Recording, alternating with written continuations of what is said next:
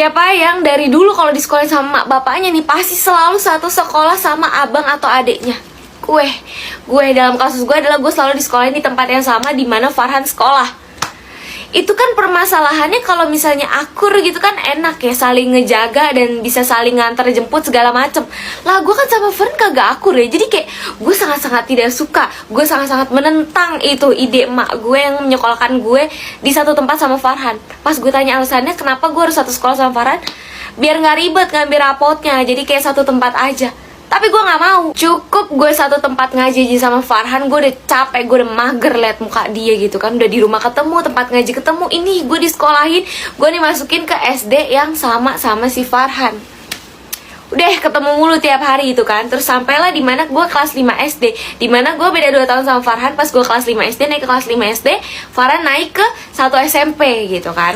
Nah si Farhan ini dimasukin ke pesantren. Dari situ gue udah mikir, ini kayak bau-baunya gue bakal dimasukin ke pesantren juga. Walaupun sebenarnya juga emak bapak gue belum ngomong terang-terangan kayak kamu nanti abis lulus ikut Farhan ke pesantren juga, kayak belum. Cuma gue udah punya pikiran karena kayak dari dulu tuh apa-apa Farhan kesini gue kesini gitu loh. Kayak gue harus ngikutin dia gitu. Jadi kayak nih mak gue sama bapak gue konspirasi ngusir gue sama Farhan secara diam-diam apa bagaimana nih gitu kan. Cuma pas kelas 5 SD itu gue udah berpikiran kayak gitu. Dan gue berat hati banget, gue gak mau banget masuk pesantren, jujur li gitu. Kayak ih apa banget sih pesantren gitu, gue gak mau. Gue bahkan udah bertekad gue harus mendapatkan nem bagus agar gue bisa masuk SMP negeri yang gue inginkan. Pada saat itu gue pengen banget masuk SMP 98 yang ada di deket rumah gue. Tapi di pertengahan waktu gue kelas 6 SD, ini udah masuk kelas 6 SD. Dan by the way gue SD itu gue gak pakai kerudung kan. Jadi kayak pas di pertengahan kelas 6 SD gue tuh jadi ada niatan, ini apa nih, hidayah apa bagaimana, gue gak paham deh kan. Ada niatan pengen pakai kerudung gitu. Jadi kayak gue tuh udah ke arah-arah ya gak apa-apa lah kalau masuk pesantren juga. Cuma kayak setelah gue inget-inget niat gue utama gue kenapa gue bisa berubah pikiran seperti itu, karena gue pengen dibeliin baju. Aneh kan? Karena gue kan tadi udah bilang kan kalau gue tuh gak pakai kerudung, otomatis baju gue rata-rata adalah baju lengan pendek. Baju lengan panjang itu bisa dihitung pakai jari banget deh. Kayak kalau gue pakai kerudung tuh pakai pasti bajunya itu lagi. Karena emang baju lengan panjang gue tuh dikit banget, kayak cuma 2 atau 3 buah gitu. Jadi kayak gue tuh pengen dibeliin baju baru. Otomatis kalau gue pakai kerudung, gue masuk pesantren, gue pasti banyak dibeliin baju baru dong, baju lengan panjang. Itu niat gue.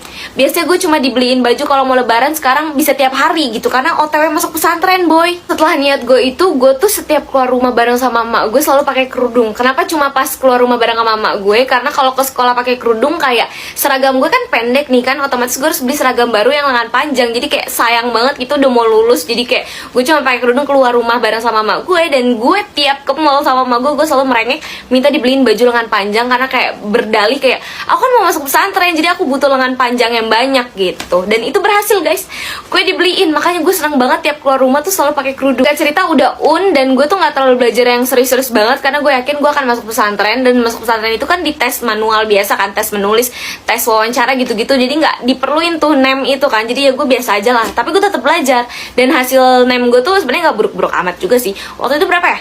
25 atau 26 gue lupa deh pokoknya ya. Sebenarnya kecil sih, cuma kayak maksudnya gue masih bisa masuk lah sebenarnya di SMP negeri. Cuma kalau SMP yang gue mau itu nggak bisa. Cuma gue nggak masalah karena kan gue bakal masuk pesantren dan gue suka. Tapi tiba-tiba nih si Farhan ada masalah sama seniornya, terus bapak gue dipanggil ke sana. Habis itu gue nggak tahu gimana ceritanya, cerita lengkapnya gue nggak paham. Pokoknya tiba-tiba si Farhan ini pulang dan dia nggak nerusin ke pesantren itu lagi untuk lanjut ke kelas 3 SMP. Jadi dia pindah ke MTS. Untuk pertama kalinya gue senang banget bisa satu sekolah bareng dia, yaitu di pesantren. Tiba-tiba belum juga gue masuk udah cabut nih orang.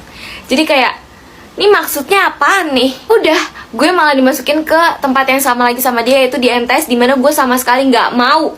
Gue nggak mau. Kalau tahu begitu gue mending belajar dengan serius biar gue bisa masuk ke SMP yang gue pengenin, biar name gue tuh nggak sejelek itu kayak Tapi di sini ada yang anak bekas pesantren, anak bekas anak pesantren gak sih? Gue mau nanya deh kalian, plus minusnya jadi anak pesantren tuh apa? Karena di otak gue tuh pada saat itu nggak mikirin minusnya sama sekali.